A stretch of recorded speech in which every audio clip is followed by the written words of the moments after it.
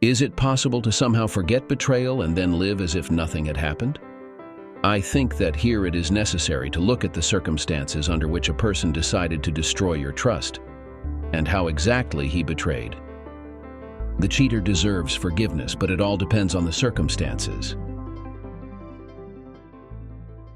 Gunnery Sergeant William Bill Masterson of the United States Marine Corps settled into his seat aboard the colossal plane destined to take him home at last. It had been nearly 6 years since he last set foot in his own house, held his wife Libby, his beautiful partner of 17 years, or saw his daughter Jenny. As the aircraft ascended into the sky, he adjusted his seat and reflected on the passage of time. He recalled the chance encounter that introduced him to his wife in 1997 at Balboa Park in San Diego, where he was training at nearby Camp Pendleton. Standing in line for ice cream, Libby dropped hers when a child on roller skates accidentally bumped into her. Bill helped her up, replacing her ice cream cone. Captivated by her long red hair and piercing green eyes, he fell in love instantly. She accepted his gesture, and from that moment, their bond began. They spent the entire day conversing, sharing their life stories. By day's end, Bill knew he had found his future wife. At the time, she was a student at San Diego State University, pursuing a business degree to join her father's company, a prominent investment firm with offices nationwide. Bill, then a lance corporal, was immersed in scout sniper training. She listened attentively as he recounted stories about his family's military history.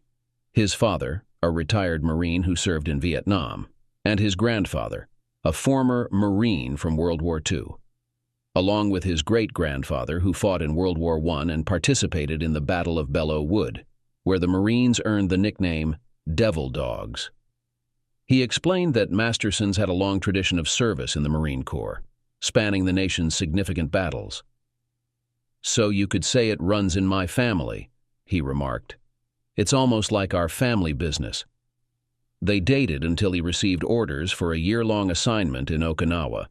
A month before his departure, they discussed marriage. Coming from a traditional background, he expressed his desire to seek her father's permission. Her eyes gleamed with happiness. They spent that weekend at her parents' home in Los Angeles, although her parents insisted they sleep in separate rooms. Her parents seemed to warm up to Bill, now a corporal. Her father, John Whitman, invited him into his study and offered him a drink. Bill accepted and settled into a chair when invited to do so by Libby's father. "Tell me, young man," he asked, "what are your plans regarding my daughter?" "Well, sir, I intend to marry her, with your blessing, of course," Bill replied. John smiled and nodded. "Are you aware that I am preparing her to eventually take over the family business?" he continued. Bill nodded. "I understand," Bill said. "I'm involved in my family's business as well." "I've heard about your family's notable history," John remarked. "Do you plan to pursue a career in the Corps?" "Yes, sir, I do," Bill affirmed. "I know your company has offices nationwide. Libby and I have discussed it, and she's willing to relocate with me so we can be together. The only time we might be apart is if I'm deployed or stationed in Okinawa for a year. Your daughter is exceptional, and I'm confident we can make it work. She can relocate with you, at least for the first decade or so, but eventually she'll need to stay here in Los Angeles," John explained. "I hope to see her as CEO someday. Can you handle that?" he inquired. Bill nodded firmly. "I'm a Marine, sir," he said. "I've learned to adapt and overcome." John smiled approvingly. "When do you plan to marry?" John asked. "Libby graduates around the time I return from Okinawa, so we thought we'd wait until then, if that's acceptable," Bill replied. "That works well," John nodded. "It'll give us time to arrange everything." He produced a document and handed it to Bill. "Bill, my wife Abby and I both like you a great deal," he said. "Libby loves you too, and frankly, I've never seen her happier. You have my permission to marry her, but please review and sign this first." Bill inquired, What's this?" John explained, It's a prenuptial agreement. Libby has substantial assets, and this is a precaution to safeguard her in case of a divorce. It's nothing personal, I'm just ensuring my daughter's protection. You'd be surprised how many people pursue women like her for their wealth. Initially offended, Bill reconsidered and saw the agreement's logic. However, he wanted assurance. With your permission, sir, I'd like to review this with our JAG lawyers at Pendleton, Bill proposed.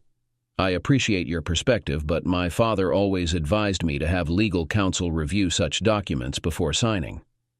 John smiled and nodded. Your father is wise, he acknowledged. Let your JAG lawyers examine it.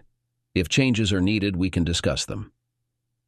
The lawyers reviewed the agreement and confirmed it was a standard form designed to protect Jenny's assets in case of a divorce.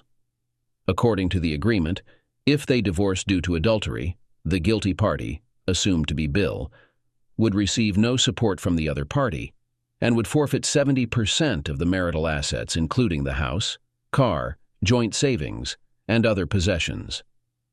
The JAG attorney made modifications so that the agreement would apply equally to both spouses. Bill and Libby took the revised form to her father for review.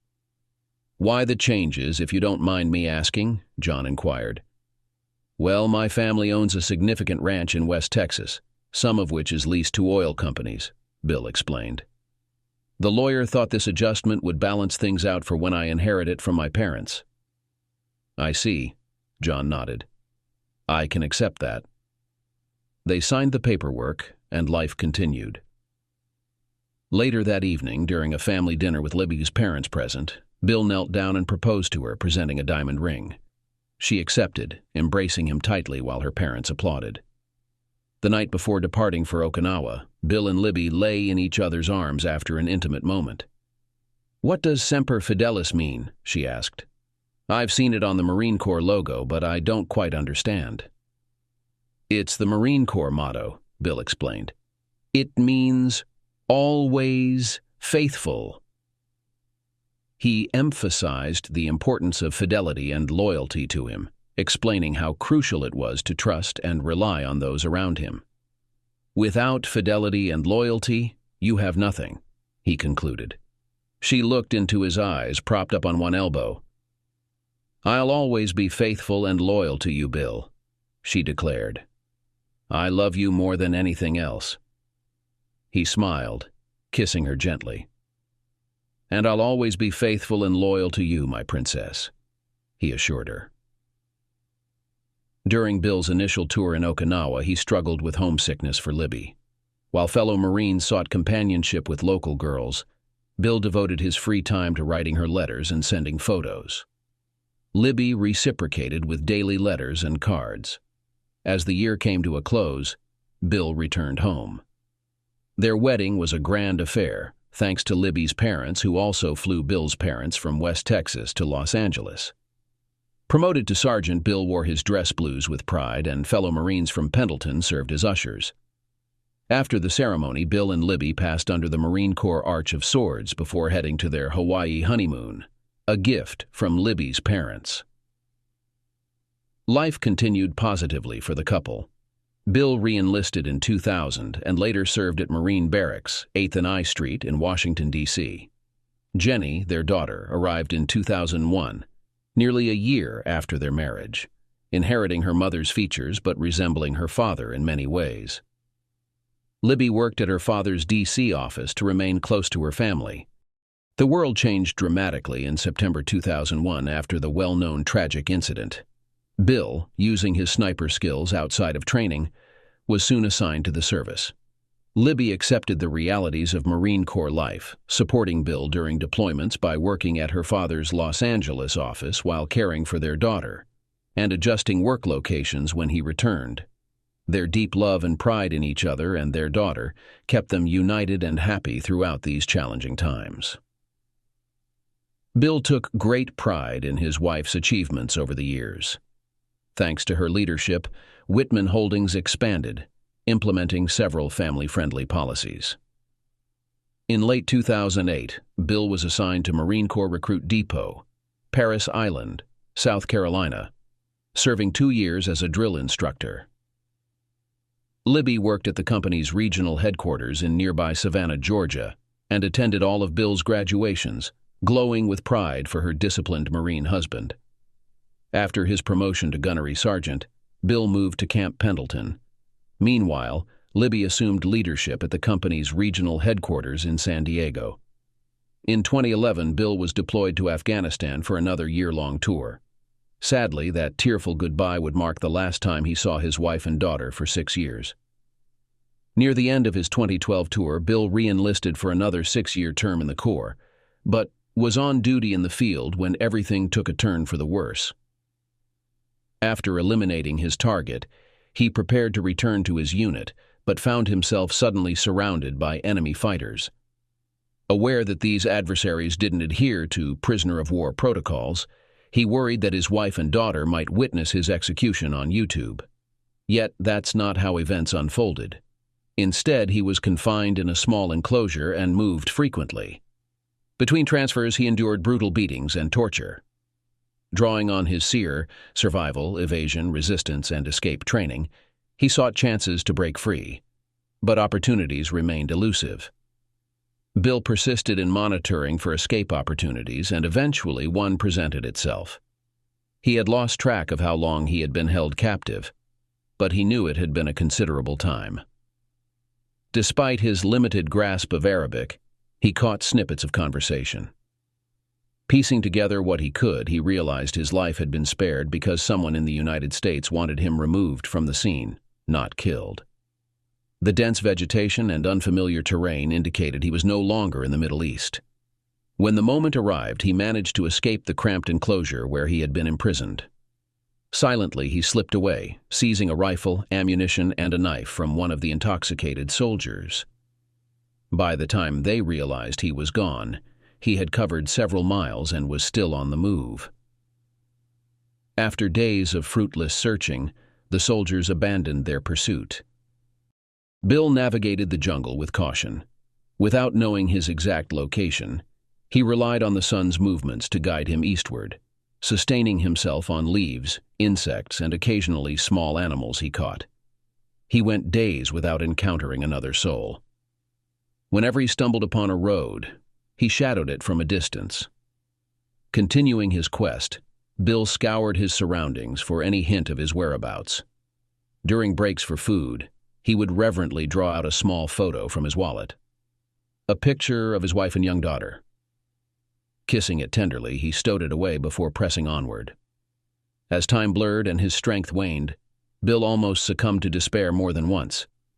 Yet thoughts of Libby and Jenny spurred him forward. When rain fell, he sought shelter and used it to cleanse himself.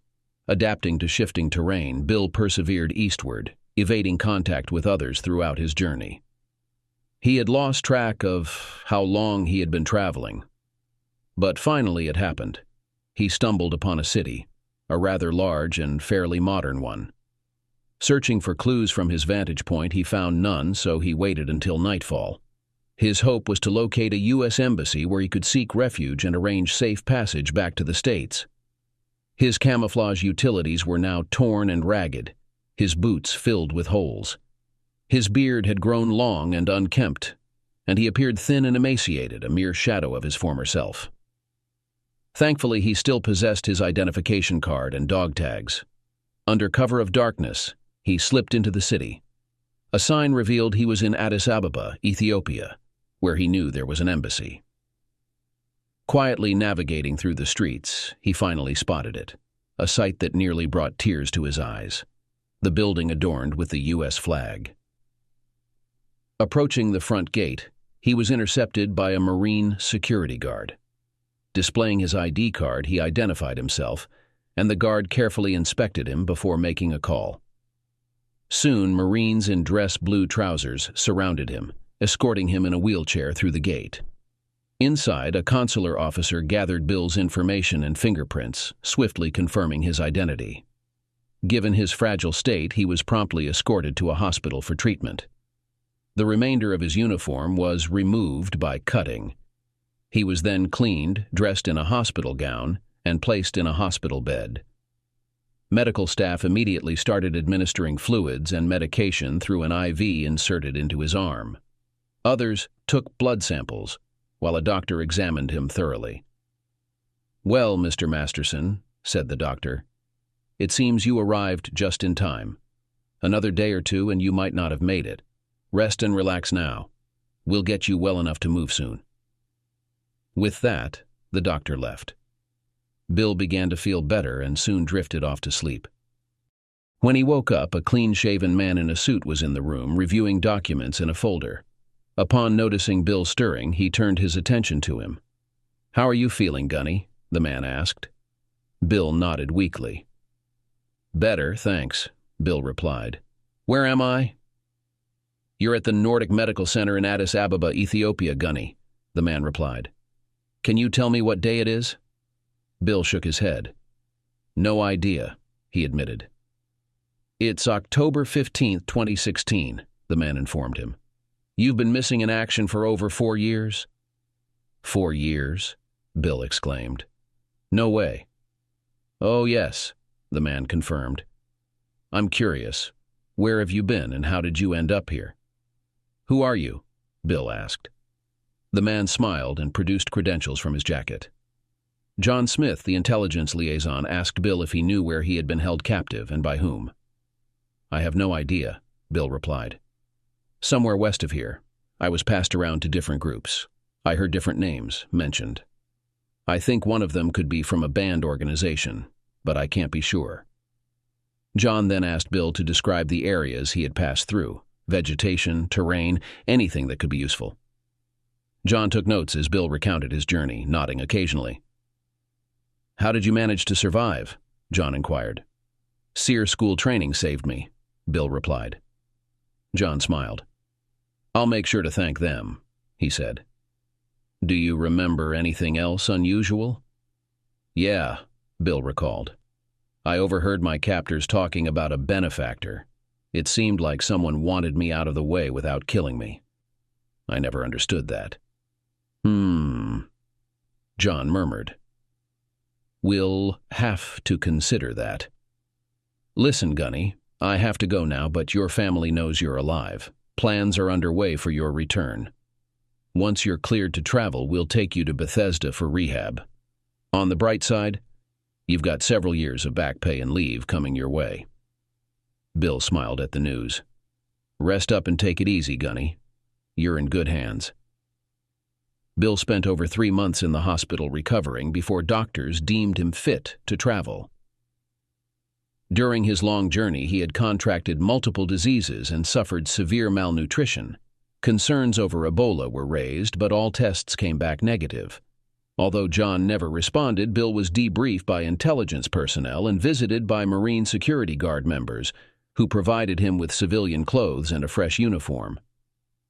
By now, he was cleaned up and looked nothing like the disheveled, bearded man who'd first arrived.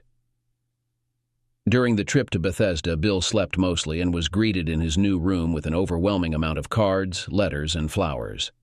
He heard from his and Libby's parents, as well as from Jenny, although Libby's response was only a generic get-well card. He appreciated the gesture, at least. The following days were a blur as he underwent extensive medical examinations and treatments, including psychiatric evaluation, blood tests, and various other tests. He was placed on a special diet and rigorous physical therapy regimen. Despite several attempts, Bill couldn't seem to reach Libby directly. He did manage to speak with Jenny and his parents, but Jenny avoided discussing her mother, mentioning only that she was busy with work. Bill learned that Libby had become CEO after her father retired, which required her to spend a lot of time with Brad Jefferson, the chairman of the board. After approximately 2.5 months, the day arrived when he was deemed fit for release. It had been 5 years since his initial capture, and 6 years since he last saw his beloved wife and daughter. He learned that along with 150 days of accrued leave, he had accumulated over $200,000 in back pay. He phoned Jenny to inform her he was heading home and would meet her at the airport shortly. Back in the present moment, as he gazed out the airplane window, he pondered what awaited him. Apart from a get-well card, he had heard nothing from Libby and wondered if she had moved on to someone else. The plane touched down at LAX, and Bill joined the stream of passengers disembarking, carrying a small bag. After exiting, he retrieved his sea bag and scanned the crowd. That's when he spotted his daughter, who simultaneously spotted him. She looked so beautiful, reminiscent of Libby when they first met. Jenny's red hair swirled as she sprinted towards him, arms outstretched. "Daddy!" she cried out, wrapping him in a tight embrace and peppering his face with kisses. Tears streamed down his cheeks as he held her close. "I missed you so much," she whispered, and he gazed into her eyes. "I've missed you too, Princess," he said, looking around. "Is your mom here?" Jenny looked down and shook her head. "No, Daddy, she's not here," Jenny replied. "She's at work as usual. Come on, let's get your stuff in the car. I'll explain on the way." She tried to lift his travel bag, but it was too heavy. A driver in a black uniform came up and took it from her. They loaded his things into the trunk, and Bill got into the back seat next to Jenny. "So what's going on anyway?" Bill asked. Jenny took out a small laptop and inserted a USB drive into it. "Everything has changed for Mom," she explained. "You know she's the new CEO, right?" Bill nodded. "Well, she spends a lot of time with this Brad Jefferson guy." "Chairman of the board, right?" said Bill. "Yes, he is," Jenny confirmed. "They started dating about 3 years ago. It started with lunch together, then moved on to dinner dates. Now it's a real romance." "Did he live with your mother for 3 years?" Bill asked, looking for confirmation. Jenny nodded solemnly. "Yes, Dad. I'm really sorry. I tried to tell her it was wrong, but she wouldn't listen." "Dad, she's changed so much. She used to be sweet and funny, but now she's unbearable," Jenny confessed.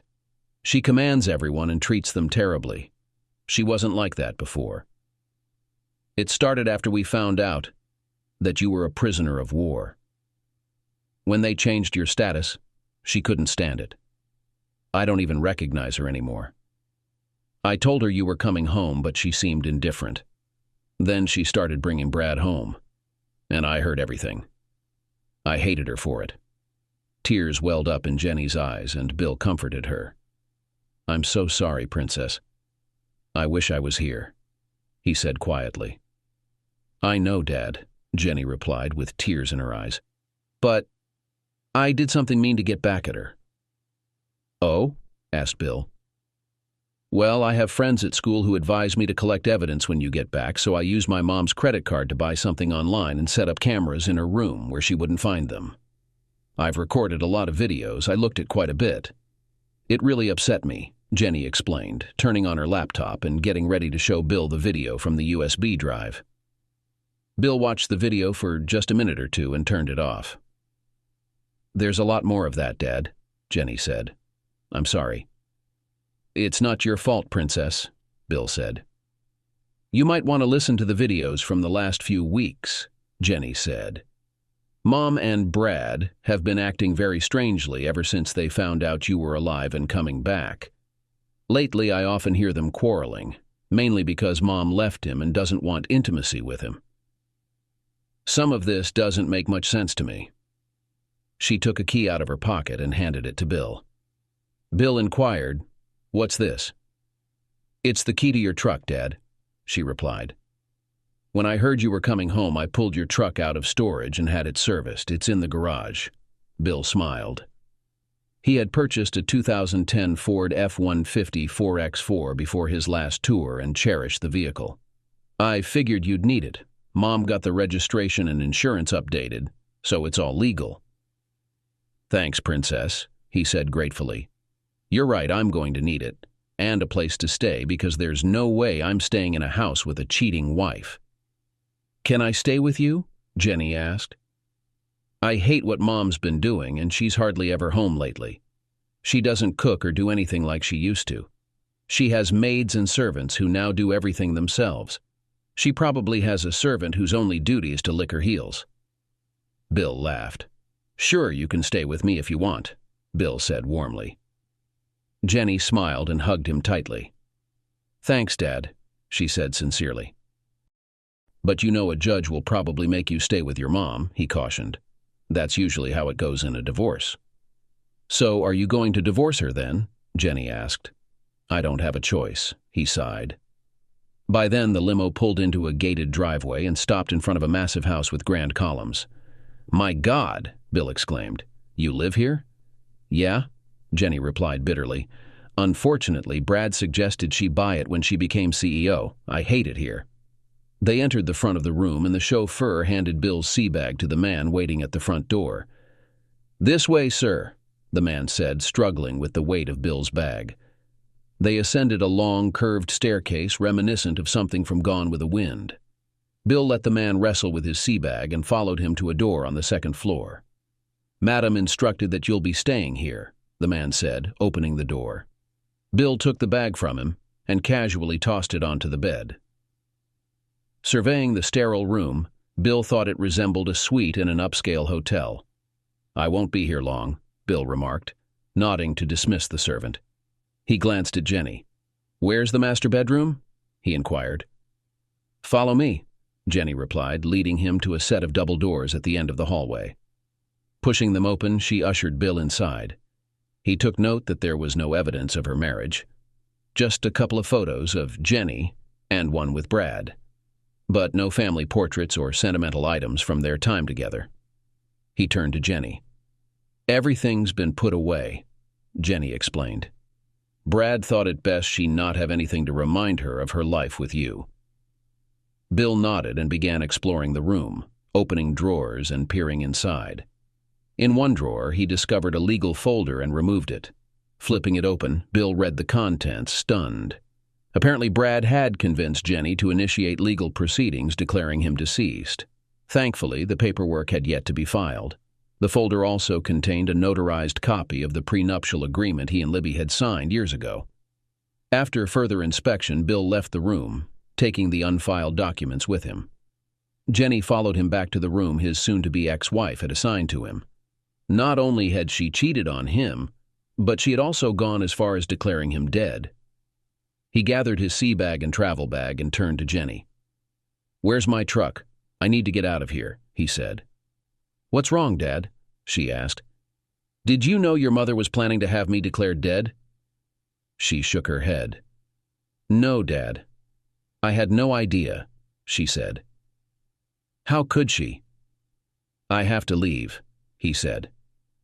I'm sorry, Jenny, but I can't stay here, not even for a moment. I need to find a hotel room and sort things out.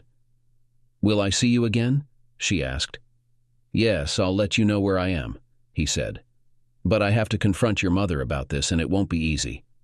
I understand, Dad, she said. But before you go, I have a few things for you.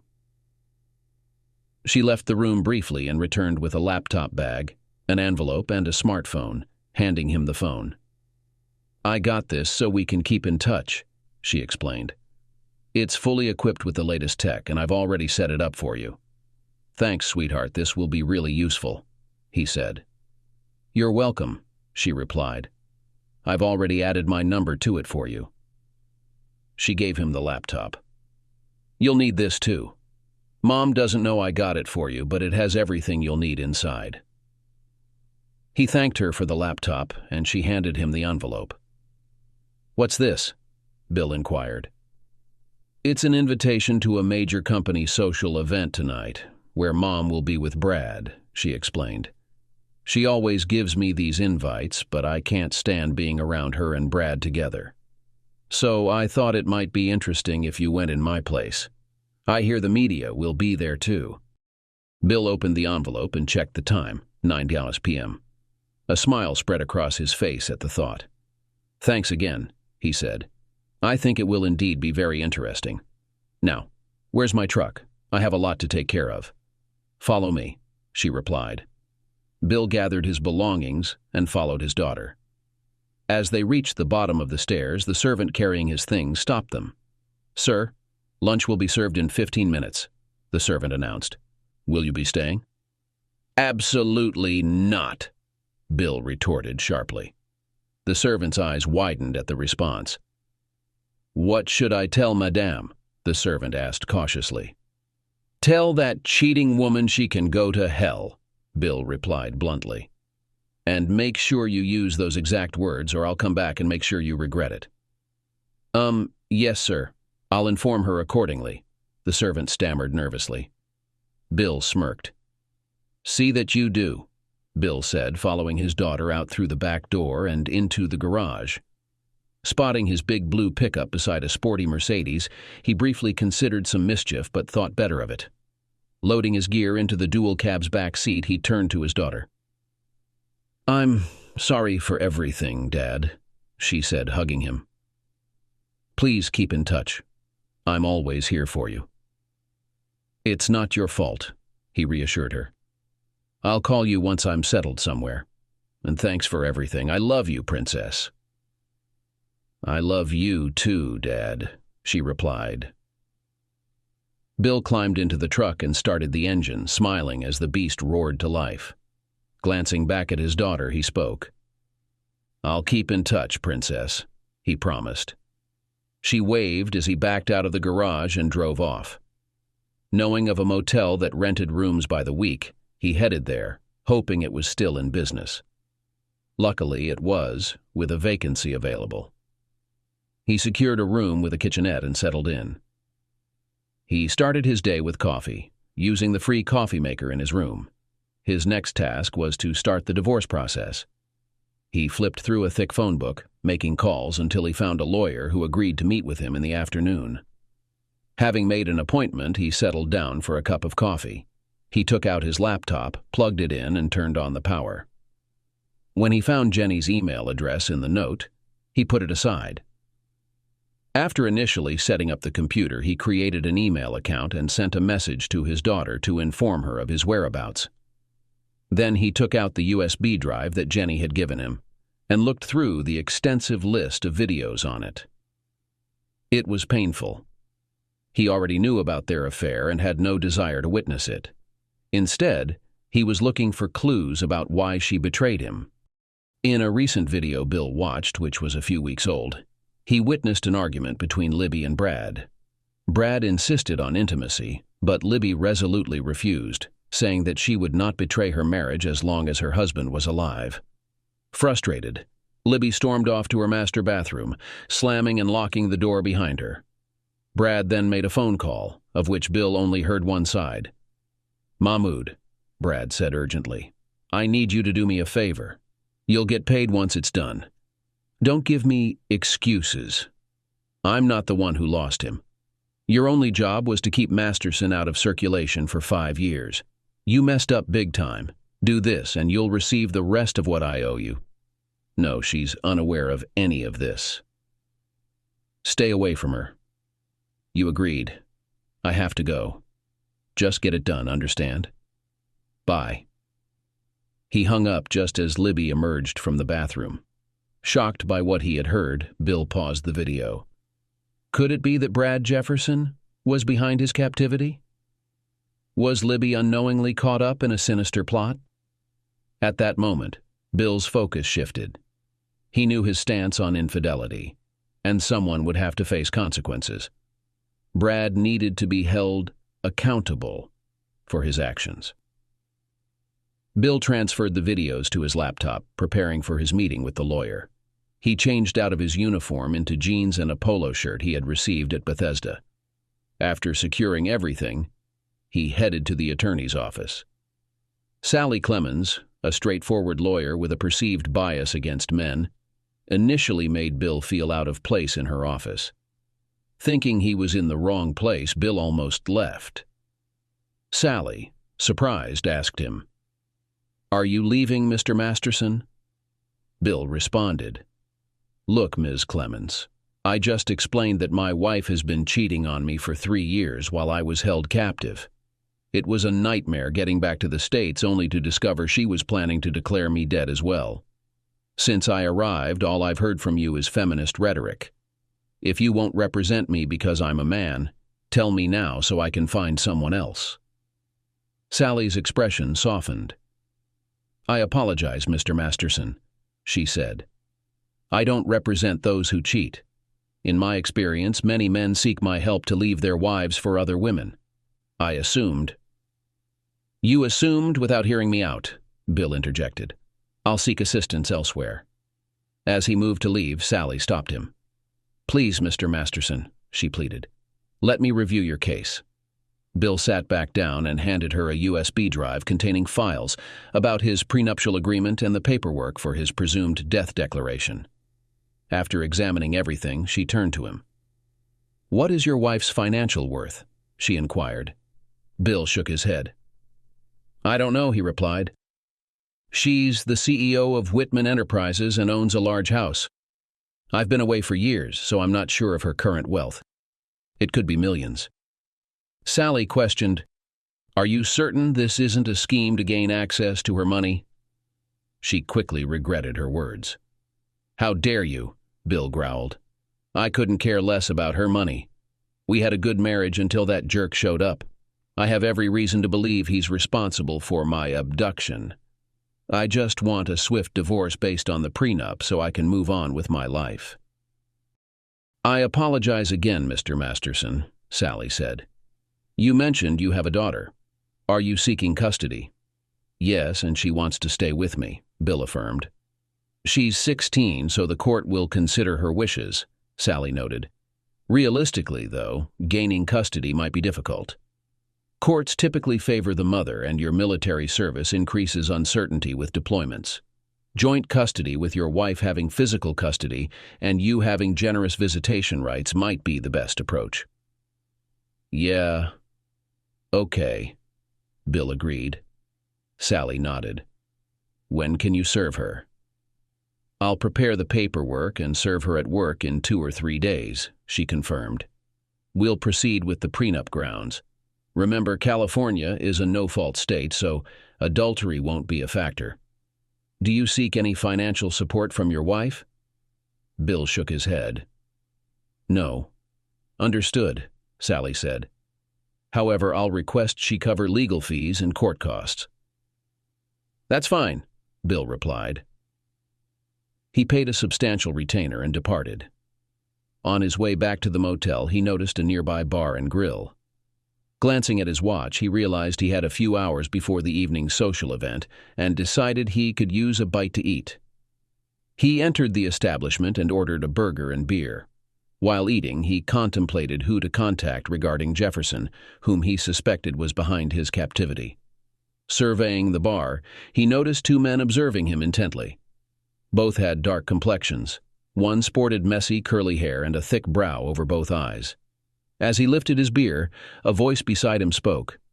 Hello, Gunny, greeted an older man with mostly gray hair parted to the left. How'd you know I'm a gunnery sergeant? Bill asked, intrigued. The man smirked.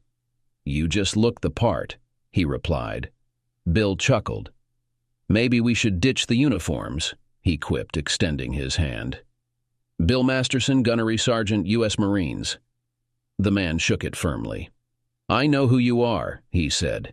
Seen your face on TV. Impressive trek through equatorial Africa, dodging criminal living off the land. MIA for nearly 5 years. Must have had a hell of a SEER instructor. Yeah, I did, Bill affirmed. So who are you and what brings you here? If it's an interview, I'm not interested. The man grinned, flashing credentials and subtly revealing a firearm. Lee Gibson, NCIS. Can we talk somewhere private? He asked. Bill nodded. I've got a motel nearby, he offered. Lee stood up. Lead the way, Gunny, he said. I've got my truck out back, Bill mentioned. Follow me, and keep an eye on those 2. They've been watching me since I got here. They've been tailing you longer than that, Lee noted. Follow my lead if they follow us out. You're the boss, Bill agreed. Lee chuckled as they exited, noticing the 2 men trailing behind. Can you handle him?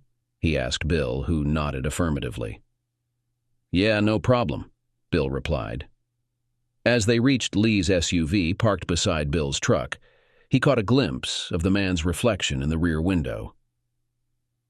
The curly-haired man was wielding a knife and had what seemed like a bag attached to his belt. Just as the man prepared to attack, Bill sidestepped, ducked, and landed a surprise punch to the man's stomach, causing him to bend over in pain. Seizing the opportunity, Bill swiftly drove his knee into the man's nose, knocking him down. As the man collapsed to the pavement, dropping his knife, Bill delivered several kicks to his groin and then kicked the knife away, leaving the man moaning in agony. Glancing over, Bill saw Gibson had already apprehended the other man and was speaking on his phone.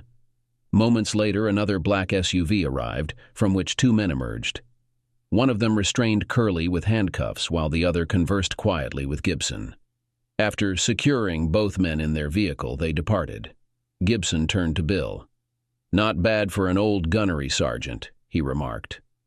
"I've still got it," Bill replied with a grin. Lee got into his SUV and followed Bill to the motel. After they entered, Bill brewed more coffee and handed Lee a cup. Lee frowned after taking a sip. "What is this stuff?" Lee asked. "They claim it's coffee," Bill replied. "Sorry, I haven't had a chance to go grocery shopping yet. So, why is NCIS interested in me?" "Do you know someone named Brad Jefferson?" Lee inquired. "I know of him," Bill said, "but I don't know him personally. I do know he's the chairman of the board of Whitman Enterprises, and the guy who's been involved with my wife for the past 3 years. I suspect he might have something to do with my time in captivity in Africa. But that's all." "Well, you might be onto something," Lee responded. "He's been on our radar for a while now based on intel from sources in Addis Ababa. We've tracked numerous calls from him to known criminal abroad, as well as sympathizers of ISIS right here in LA. We've also noted several financial transactions between him and dubious companies in the Middle East." "Damn," Bill muttered.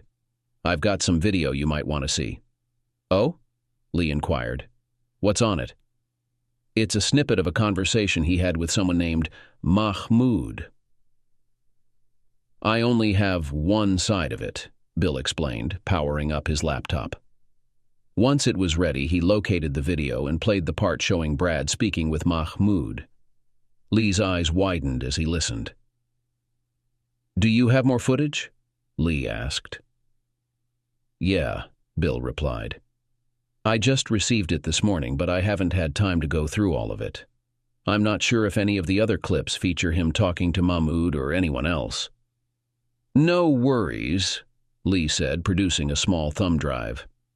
"Transfer them onto this, and I'll have my tech team analyze them." "Where was this recorded?" "In my wife's bedroom," Bill replied as he transferred the files. "I assume you're filing for divorce," Lee remarked. "Saw the lawyer today. Papers are being drawn up," Bill confirmed. "I'm sorry, Gunny," Lee sympathized. Bill shook his head. "Thanks, but it's not your fault," he said.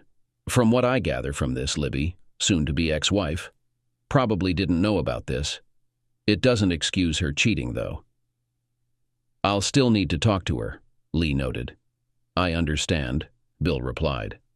"But maybe she needs to grasp the seriousness of her actions." Lee smiled. "Will that pose a problem?" "How do you envision her interrogation?" he inquired. "You can arrange that?" Bill queried. "Of course," Lee affirmed. "After all, I'm the boss." Bill grinned. "I like that," he replied. "You're not half bad for an old NCIS guy." Lee smiled, disposing of his coffee in the cup. "You might not say that if you don't start buying some decent coffee," Lee joked. Bill chuckled. "Do you think I'm safe here, or should I look for another place to stay for a while?" he asked. "I think you'll be as safe here as anywhere," Lee reassured. "Just keep your guard up. I'll have a couple of agents tailing you just to be cautious." He handed Bill his card. "Call me if you need anything, anytime." "Thanks," Bill said, jotting his number on a slip of paper and passing it to Lee, who tucked it into his pocket. "I'll be in touch," Lee stated as he departed. Bill sat with his coffee, watching more of the videos Jenny had given him, his heart breaking all the while. How could she do this to him, he wondered. Amidst the intimacy, he overheard Libby and Brad discussing declaring him dead and the emotional toll it would take on Jenny. Brad seemed gleeful about it, but Libby's demeanor was harder to gauge. She appeared undecided about the whole matter. At last, it was time for him to prepare for the evening's social event. He showered, shaved, and chose to wear his formal Class A uniform. After checking himself in the mirror, he donned his service cap, adjusting it with a slightly rebellious tilt, grabbed the invitation Jenny had given him, and headed out the door. He parked in the fancy hotel's lot where the event was held. Walking purposefully, almost marching, he reached the entrance and removed his cap indoors. Tucking it under his belt, he presented the invitation to the doorman, who glanced at it briefly before allowing him inside. Bill entered and immediately spotted Libby with Brad. She had cut her long red hair and dyed it dark. Though still slender, lines had appeared around her eyes and mouth. She gasped upon seeing Bill approach. "William," she began. "Oh, so now it's William?" he retorted sarcastically, turning to Brad. Bill approached him, noticing Brad stood several inches taller than Libby's lover. Standing face to face, Bill extended his hand. Brad accepted but winced as Bill squeezed firmly. "So, you're Brad Jefferson," Bill declared. "You're the jerk who's been with my wife for the past 3 years, he continued loudly, causing nearby onlookers to gasp. "Do you mind if I have a final chat with my soon-to-be ex-wife?" "I didn't think so." Bill released Brad's hand as Libby spoke up.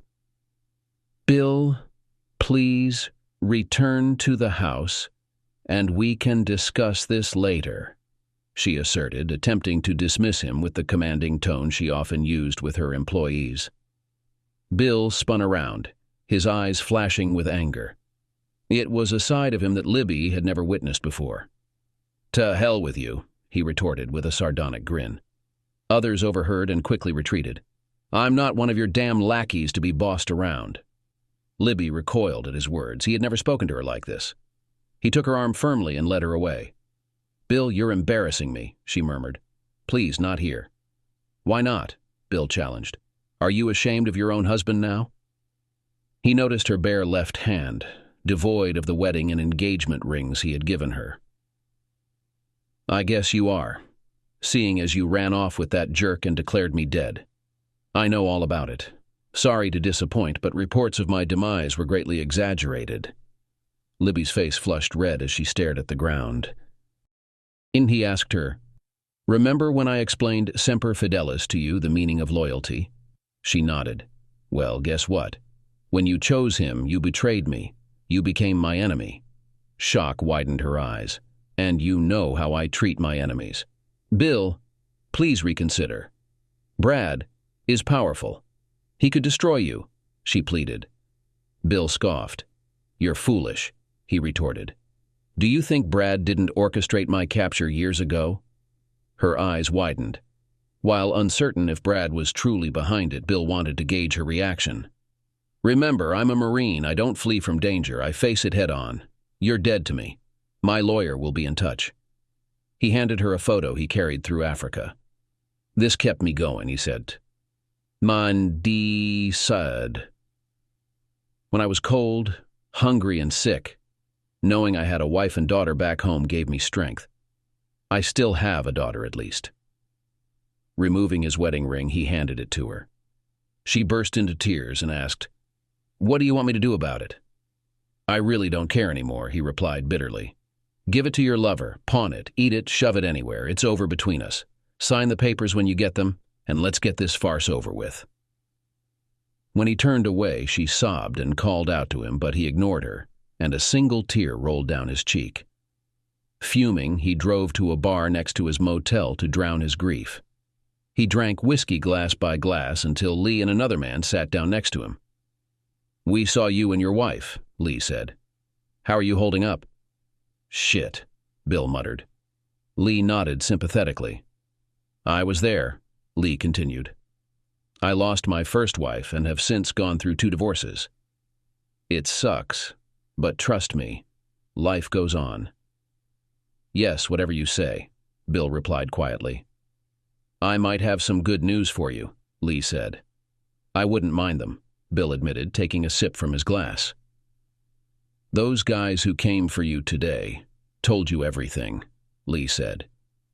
"They confessed that Brad ordered them to take you out and paid for your kidnapping. According to them, no one else from the local is involved in this case. We are checking other versions and plan to call Brad and your wife for questioning tomorrow." "Are those 2 still in custody?" Bill asked. "Oh yeah," Lee replied. "I'll keep a couple of agents on you just in case. They'll bring you down to observe. We might also have a few questions for you after we talk to them." Why would he go through all that? Bill wondered. "He wanted your wife, plain and simple," Lee explained. "Do you think she was involved in his plan?" Bill inquired. Lee shook his head. "My gut says no, but I haven't spoken to her yet. I'll know for sure once I do," he said. Bill finished his drink and ordered another shot. Lee watched as he took a sip. "I think you've had enough for tonight," he remarked. "Damn it," Bill slurred, downing the drink in one gulp. Slamming the shot glass on the bar, he signaled for another drink. The bartender hesitated when Lee raised his hand. "Time to call it a night, Gunny," Lee insisted. "Give me your keys and my partner will drive you back to the motel." Bill considered lashing out, but the sensible part of his alcohol-clouded mind prevailed. He retrieved his keys and handed them to Lee, who passed them to his partner. "Smart move, Gunny," Lee acknowledged. "I'm drunk, not stupid," Bill retorted. Lee's partner escorted Bill back to the motel and helped him inside. "I'll swing by to pick you up tomorrow afternoon," Lee informed him. Bill nodded, removed his uniform, and headed to bed. The following day, Bill had breakfast and then made a stop at a convenience store for coffee, a six-pack of beer, soda, and a few other items. His phone rang when he returned to the motel. "Dad, are you all right?" Jenny asked. "Yeah, Princess, why?" Bill replied. "Mom was really upset when she came home last night," Jenny said. "I've never seen her cry like that before." "Was Brad with her?" Bill inquired. "No, he wasn't," Jenny answered. "What happened last night?" "I introduced myself to your mom's lover and had a conversation with her," Bill explained. "Whatever you said must have hit close to home," Jenny observed. "Good," Bill remarked. "Maybe she'll realize what a big mistake she made." "Keep me updated, Dad," she requested. "I don't approve of what she did either, but I don't want to see her hurt." "Don't worry, Princess," Bill assured her, ending the call. Later that afternoon, Lee picked him up and took him to the NCIS office where he would question Libby and her lover. Bill watched from an observation room as Libby was brought in, given a seat, and offered a bottle of water. She didn't appear pleased about being made to wait, but she had no choice. Eventually, Lee entered the room and sat across from her. "Why am I here?" Libby challenged. Lee opened a folder and laid out 3 photos in front of her.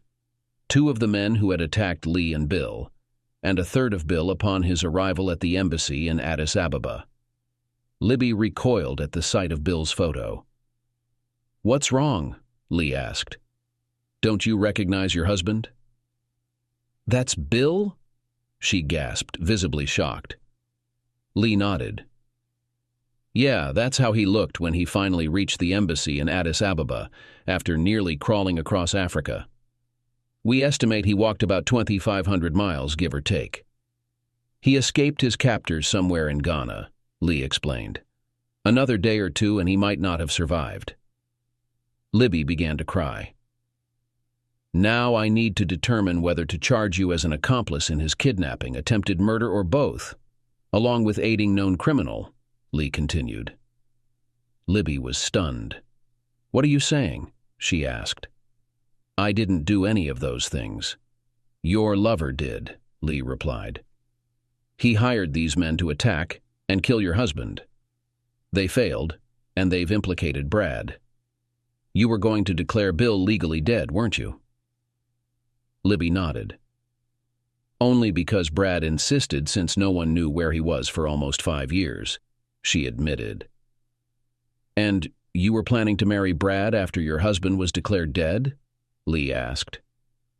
"Yes, after he divorced his wife," Libby replied, tears welling in her eyes. "So let me clarify," Lee continued. "You started a relationship with Brad Jefferson after becoming CEO, intending to marry him once the court declared your husband dead and after his divorce. But you expect us to believe you knew nothing about Brad arranging for your husband to be kidnapped and held for 5 years, or about him ordering a hit on your husband. Is that correct?" Libby began sobbing uncontrollably. "You have to believe me," she cried.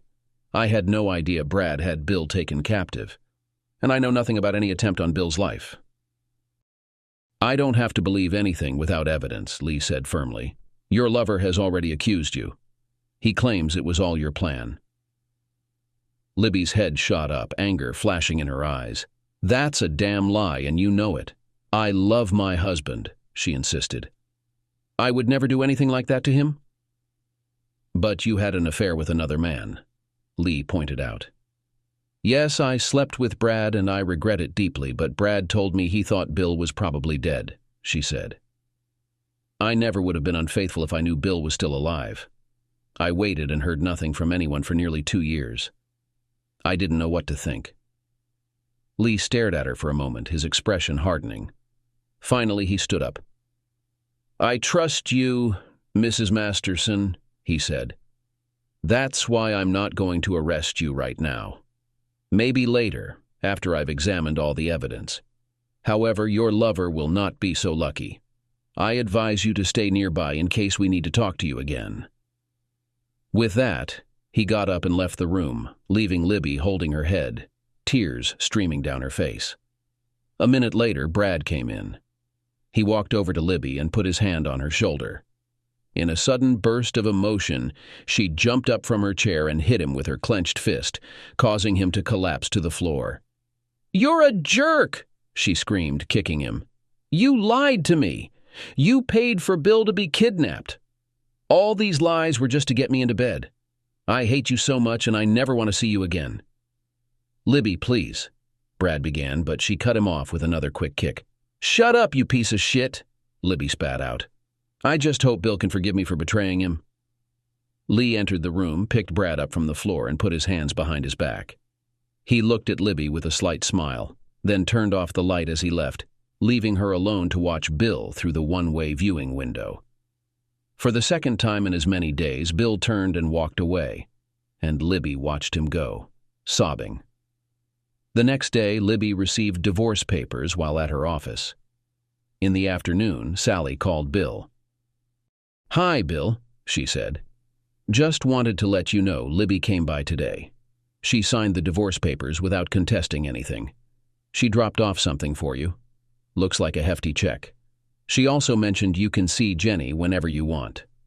Libby resigned as CEO of Whitman Enterprises effective immediately and is selling her house. I've filed everything so you'll be legally divorced in 6 months." "Free," Bill replied sadly. "Supposed to feel happy, I guess, but I don't." "Bill, I know she hurt you deeply, but I think she still loves you," Sally said. "You could reconsider if you both reconcile. She says you haven't heard her side. Maybe you should for closure." "I'll think about it," he said. "Thanks for everything." After the call, Bill went to a nearby bar to drown his sorrows. Lee joined him later, and they shared stories. "I heard your wife got served today," Lee mentioned. "Yeah," Bill sighed. "Supposed to be relieved, but I'm not." "Life moves on, Gunny, whether we like it or not," Lee remarked. "I think Libby's been through as much as you in all this. I'll know more when my investigation wraps up." They sat quietly for a while before Lee continued, "By the way, I've got orders for you at the office. You're set to lead the Scout Sniper School at Pendleton. And congratulations, Top," he added, handing Bill a set of Master Sergeant chevrons. "You've been promoted." Bill examined the chevrons in his hand, reflecting on his victory. Though he had won the battle, he felt it was a costly triumph. He nodded gratefully at Lee. "I'll come by tomorrow morning, Lee," he assured him. Next, he visited Sally's office to retrieve an envelope left by Libby earlier. Inside was a cashier's check with more zeros than he had ever seen, along with a business card. "Libby thought you might need a good financial planner to handle that," Sally explained. "I agree." Bill nodded. "I hope Libby will be financially stable," he mused. She still has her 30% ownership and trust fund, plus a dividend from her father's company. Thank you, Bill responded. Why the long face? Sally inquired. You should be celebrating your victory. But at what cost? Bill sighed. Libby was my everything. She supported me through my time in Africa. Everything I did was for her. Now, it's all over. Not necessarily, Sally countered.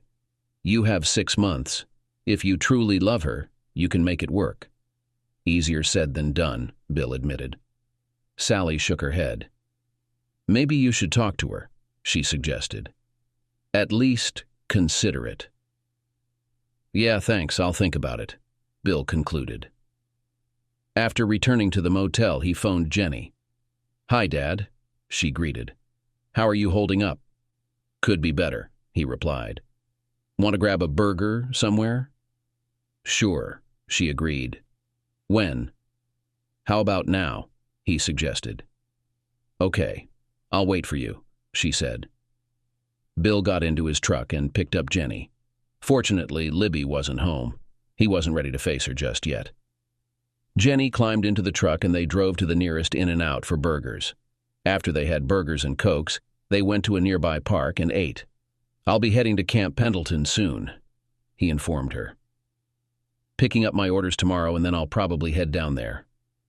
No reason to stick around here anymore. What will you be doing there? She asked. I'll be the new NCOIC of the Scout Sniper School, he told her. For how long? She inquired. Not sure, he admitted. Probably about 3 years. Will you be deployed overseas again? She wondered. He shrugged. I don't know, not anytime soon, he said. You can visit me whenever you want. She smiled. I'd rather have you with us full time, she said. He nodded. Me too, Princess, he agreed. Me too. When will you leave? She asked. In a couple of days, he replied. After I get new chevrons on my uniforms, I'm getting promoted to Master Sergeant. Congratulations, she said. Thanks, he said, smiling. Camp Pendleton isn't far. We can see each other whenever you want. I'd like that, Dad, she said. You know, Mom still cares about you. I've heard, he replied. Do you still love her? She asked. Yeah, I probably always will, he admitted. I hate what she did, and I'm not sure I can trust her again. I remember you once telling me that people sometimes deserve a second chance after making a mistake, she said. Do you think Mom deserves that too? What your mom did was too much, he sighed. It's going to take a lot for me to move past it. I understand, Jenny said. I just wish you weren't apart. Me too, Jenny, he said.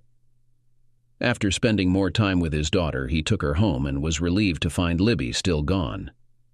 He returned to his motel and called it a day. The next day, he visited Lee, who handed him his orders and promotion certificate. Congratulations, Top, Lee said, reviewing the certificate. I'll keep you updated. The investigation is almost finished, and I'll inform you of my findings. Thanks, Lee, Bill said gratefully. For everything. He took his uniforms to the cleaners and had new chevrons sewn on. He met with the financial planner recommended by Libby and outlined his plans for the money she had given him. The planner seemed surprised but agreed to follow Bill's instructions.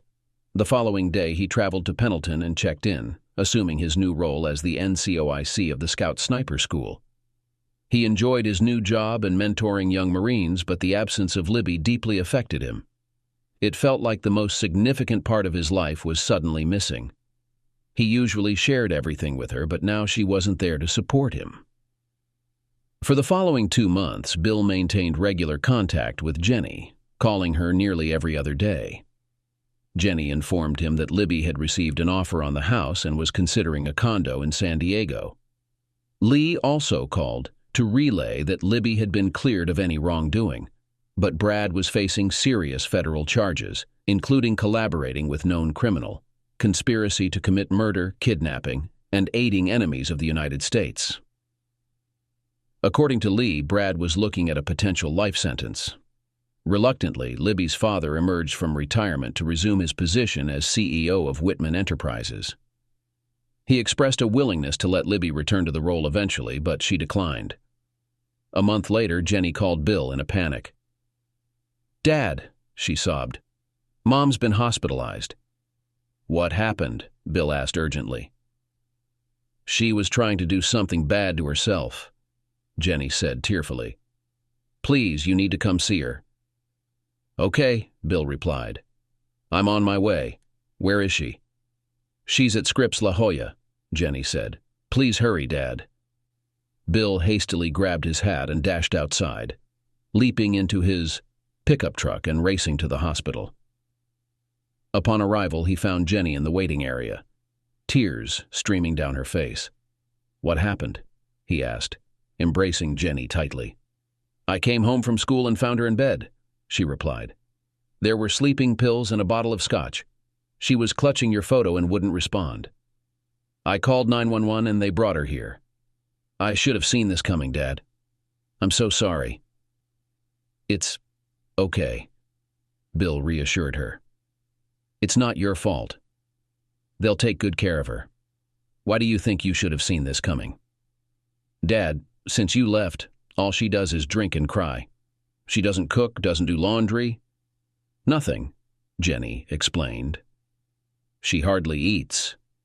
It's like she's lost all hope. Can't you forgive her, Dad? She's miserable without you, and so am I." Bill held his daughter close for a few moments, then headed to the nurse's station to gather more information. "Who are you?" asked the nurse. "I'm her husband," Bill replied. "We're separated at the moment, but legally married. Where is she and how is she doing?" The nurse hesitated briefly, but decided against arguing when she saw the determination in Bill's eyes. She accessed Libby's information on her computer. "They've just finished with her and are taking her to her room," the nurse informed him. "The doctor will be out soon." "Thank you," Bill acknowledged, returning to Jenny. Shortly after, a doctor emerged from the emergency room and approached Bill and Jenny. He shook Bill's hand. "I'm Dr. Smith," he introduced himself. "Are you Elizabeth Masterson's husband?" Bill nodded. "Yes, I am," Bill confirmed. "We managed to remove most of the sleeping pills from your wife's stomach, and she's now stable. We'll keep her under observation and conduct further evaluations," he explained. "Once her test results are satisfactory, we'll discharge her, but I strongly recommend counseling." "I'd like to see her, if possible," Bill requested. The doctor agreed. "Of course," he replied, providing the room number. "She may be groggy for a while, though." Bill and Jenny headed to her room. When Bill first saw her, he was taken aback. She looked frail and pale, her eyes sunken. His heart broke at the sight of her. He knelt beside her bed and took her hand. He was surprised to see she still wore her rings. With his eyes closed, he wept tears filled with heat and bitterness, praying fervently for her recovery. Jenny embraced him tightly, sharing in his sorrow. "Why, Libs?" he murmured. "Why did you do this? Please," he pleaded. "Don't die. I can't bear to lose you like this." After a few hours, he felt her stir and heard her faint attempt to speak. "Bill?" she weakly inquired. "Is that really you?" Gazing into her tear-streaked face, he kissed her gently and held her close. "Yes, Libs, it's me," he reassured her. "I'm right here." She sobbed as he embraced her, reconnecting in their shared pain. Libby quietly exited the room. "I'm so sorry, Bill," she said. "I never had a chance to explain. Can you forgive me?" Bill kissed her tenderly, placing a finger on her lips. "We'll talk later, Libs," he whispered. "Right now, focus on getting better for me, okay? Please?" She nodded weakly. "Okay, Bill," she replied. "Just stay here with me, please." "I will," he promised, holding her fragile body close. "I'm not going anywhere, I promise." He remained by Libby's side for the rest of the day and into the night until Jenny relieved him. "I thought you might want a break, maybe a shower or something," she suggested. "How is she doing?" "Thank you, that would be good," Bill acknowledged. "She's improving. I think she'll be all right, but yes, a shower sounds like a good idea." "She won't be okay until you two are reunited," Jenny remarked. "She's been declining ever since. Well, you know." "Yeah, I know," Bill replied quietly. Sitting beside Libby, he held her hand. "I'll go freshen up and change, but I'll be back soon. Okay?" She squeezed his hand tightly. "It's all right. I'll come right back." Returning to his quarters on base, he showered and changed. He called his boss at the school to update him on the situation. "Top, we've got everything under control here, so go take care of your wife," his commanding officer instructed. "You have plenty of leave time, so don't come back to the base until she's home and you two are back together, understood?" "Aye, aye, sir," Bill acknowledged. He left immediately, packing a change of clothes and toiletries before heading back to the hospital. Libby brightened as he entered her room. "You're back," she exclaimed. "I promised I would be," he assured her. They spent the next day discussing his experiences during his captivity. "That NCIS guy said you walked about 2,500 miles across Africa," she mentioned. "That must have been awful." "Yeah, it was," he admitted. "I still have nightmares about it." Her eyes welled up with tears. "I'm so sorry, Bill," she said.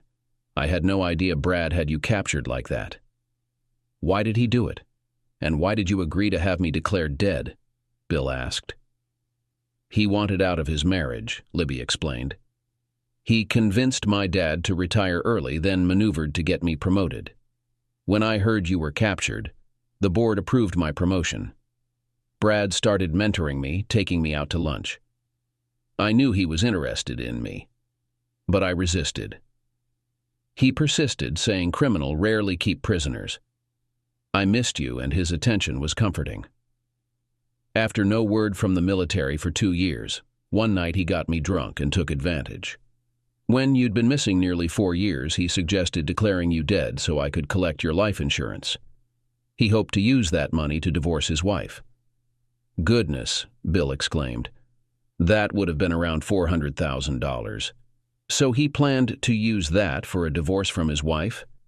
Libby nodded. "He told me his wife would take him for everything in a divorce and he'd need that money until we could marry," Libby explained. "And you were going to give it to him?" Bill asked incredulously. "I wasn't thinking clearly," Libby admitted. "I had more than enough for myself, and I saw your insurance as tainted money. It didn't sit right with me to accept it. I also mentioned using it for Jenny's college, but he wasn't keen on that." "Did you stop seeing him at least?" Bill pressed. "Yes," Libby affirmed. "I ended things as soon as I found out you were alive. I made it clear that as long as you were alive and we were married, I wouldn't continue with him. He didn't take it well. I think that's when he decided to have you killed. Bill, you have to understand, I believed you were dead, and no one corrected me. It had been so long, and everyone said the chances of finding you alive were almost zero." Bill nodded understandingly. "I get it," he said. "But why the distance when I returned? Why put me in a separate bedroom?" "I was in shock," Libby confessed. "Part of me couldn't believe you were really back. I needed to see you and talk to you to believe it. Then there was Brad. Please understand, Bill. He pressured me so much. When I finally saw you that night, I knew it was real." She paused, overcome with emotion. "The expression on your face when you first confronted me. I had never seen you like that before. The way you spoke to me frightened me," she recounted. "That's when I realized I had made a huge mistake. I never want to see that look again. You didn't give me a chance to explain. You were already prepared for battle. I knew it was all over." "So that's why you didn't contest the divorce," Bill remarked. Libby nodded. "I knew it was futile. You had the prenup, all the evidence," she admitted. Even though I was deceived by that jerk Brad, I was in the wrong. So I followed your lead and stepped back. What do they call it? A tactical retreat. You won, and I lost. We both lost, Libs, Bill said. But you still have your career in the Marines, she pointed out. Yeah, but it means nothing without you by my side, he confessed. Libby started crying, her body trembling with sobs. He held her close. I'm so sorry, she wept. I've missed you terribly. Please, Bill, tell me you forgive me. Tears streamed down his face as he pondered her words. I forgive you, Libs, he said amidst tears. Libby sobbed even harder, clinging tightly to him. They spent the day talking, reminiscing about their past. Eventually, the doctor entered to inform Libby that her test results were positive, and she could leave the hospital. Bill called Jenny to update her, letting her know she didn't need to come to the hospital. Thanks, Dad, Jenny replied. I'll have dinner ready when you guys get home. Home, Bill thought. What a comforting thought. The hospital staff wheeled Libby to the area where patients are picked up, where Bill awaited her in his truck. He assisted her into the vehicle, secured her seatbelt, and drove her to her condo. Helping her into the elevator, he escorted her to her front door. Upon entering, he was taken aback. The condo looked much as it did when they were together, adorned with family photos and keepsakes from his military career. I hope you like it, Libby said. I wanted to be surrounded by happy memories. I absolutely do, he replied. Jenny emerged from the kitchen, removing an apron. Dinner is served, she announced, playfully mimicking one of the servants from her mother's mansion in L.A. They proceeded into the dining room and were pleasantly surprised to find a table set for two, complete with lit candles, chilled wine, and a covered dish. Jenny seated them and unveiled the main course, a large lasagna. She served them and poured wine for each. Where's your plate, Princess? Bill inquired. Jenny grinned. This is your dinner, she quipped. I'm off for burgers with friends. See you two later. With a kiss on their cheeks, she departed. Behave yourselves, she added with a smile before leaving. Our daughter has certainly grown up, Bill remarked. Yes, she has, Libby agreed, raising her glass. To us, she proposed. Bill smiled and joined her in the toast. To us, he echoed. They enjoyed the lasagna Jenny had prepared, then tidied up. Libby turned to Bill. Would you care to stay for dessert? She asked, smiling. He readily agreed to dessert. What did you mean by that? She took his hand and led him down the hall to the master bedroom. This, she whispered, kissing him hard. Bill felt his desire to continue. She broke off the kiss and went to the chest of drawers, opened the jewelry box and took out something. I think it belongs to you, she said. Taking his left hand, she slipped a wedding ring on his finger. Then she kissed him again. Until death do us part, she whispered. He smiled. You're wearing too many clothes for what I'm up to, she whispered. Bill was already fully prepared by this time. After spending, as it seemed to him, several hours doing this, they fell asleep in each other's arms. When he woke up the next morning, glancing at his watch, he started to get up, but Libby playfully pulled him back into bed. Don't go, Bill, she begged. Stay with me.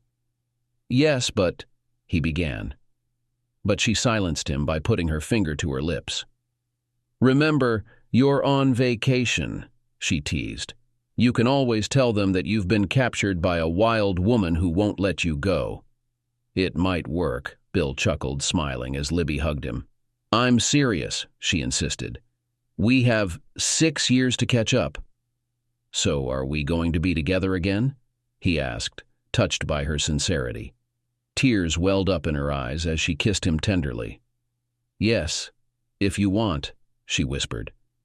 Bill nodded, confirming his decision. I agree, he said. I'll call Sally first and ask her to sort it out. But I have an idea. What is it? What is it? She asked. What if we repeat our wedding vows? He made an offer. Hey, you mean getting married again? What is it? She asked thoughtfully. He nodded enthusiastically. Yes, he confirmed. In the church, just like the first time. What do you say? Will you marry me again? Libby hesitated for a moment, then brightened. Yes, Bill Masterson, I will marry you again, she said. Yes, came a voice from the door. They turned around and saw Jenny, who joyfully burst into the room. Still lying under the covers, they exchanged hugs and kisses with Jenny. Can I be your bridesmaid? Jenny asked eagerly. Of course, Libby replied, and laughter and celebration filled the room again. A month later, Bill and Libby celebrated their renewed vows. Both sets of parents joined them. Bill's flew in from Texas, and Libby's came down from Los Angeles. During the ceremony, Bill dramatically tore up the divorce papers he'd received from Sally, scattering the shredded pieces in the air to applause from the church. At the reception, Libby leaned over to Bill. Where are we going for our second honeymoon? She asked. Bill revealed some tickets. I thought a cruise would be nice, maybe Europe, he suggested. Libby was surprised. These are first-class tickets, she noted. How did you manage that? Bill smiled, handing her an envelope. She read it with confusion. The William and Elizabeth Masterson Reconciliation Fund, she read aloud. What's this? He grinned. That's what I did with the money you gave Sally, he explained. She looked amazed. You mean, she began. Yeah, he nodded. I never wanted your money. I just wanted the girl I fell in love with at Balboa Park. She smiled, embracing him warmly. Well, I'm glad you used it well, she said. After a rejuvenating cruise, they returned home even more deeply in love. A few days later, Libby had news for Bill. We need to talk, she said seriously, making Bill nervous. What's wrong? He asked, settling into his recliner. She sat on his lap, wrapping her arms around him. I'm pregnant, Master Sergeant Masterson, she announced. And it's all your fault, she added teasingly. Bill's face lit up as he hugged and kissed her. 9 months later, they welcomed a 9-pound baby boy, Jonathan Travis Masterson, named after their fathers. Jenny was thrilled to be a big sister. I wonder if he'll join the family business, Bill mused. God, I hope not, Libby replied with a smile.